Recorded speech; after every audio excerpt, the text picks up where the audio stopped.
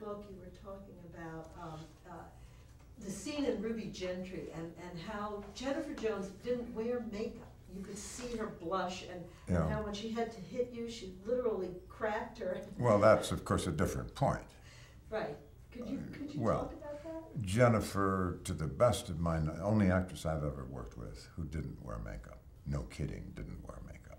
And she was, and still remains, a stunning beauty. And she was very edgy, and she would never look at a still of herself. She didn't want to see the stills.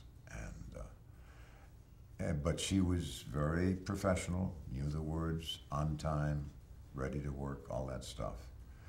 But in a scene where we were supposed to be, I was quarreling with her, and she hit me as she was supposed to. And she's quite a big lady, you know. She's not short, and very strong.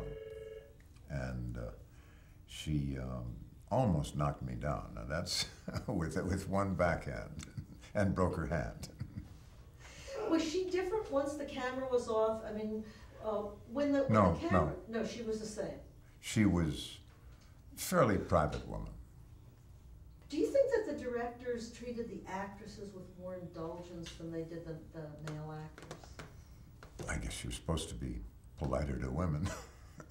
No, but I mean, did they seem to have to go out of their way to make sure that they were happy and they were relaxed? Or? Oh, if in some of my earlier films, though I had the best part, I was working with stars of some magnitude like Jennifer and Eleanor Parker and Susan Hayward. And naturally they're deferred to, they're the star.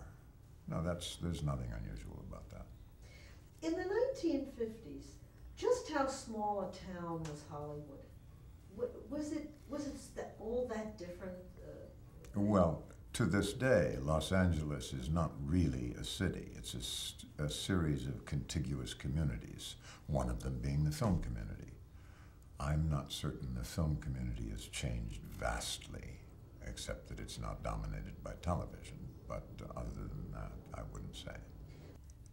I think during the studio era, when almost all the movies were made here, and actors and actresses and directors would often pass their whole careers at one studio, MGM or Fox or Paramount, then there was a great deal more socializing. By the time I came in, they technically could make pictures on location, make them better and cheaper and so on, and did.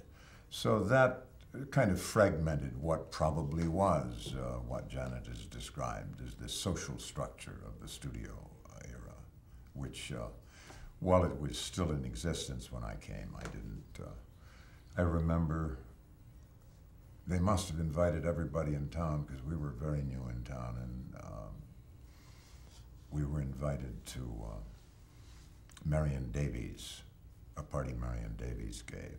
And if we were there, everybody was there.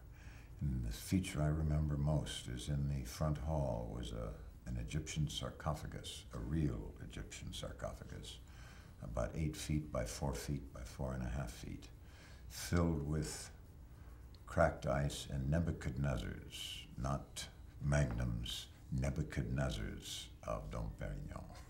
And I said, okay, this is a Hollywood party. And they had naked girls falling into pools and so on. But that was really my only exposure to that kind of party. That was the last. That was the last of the Hollywood parties, maybe.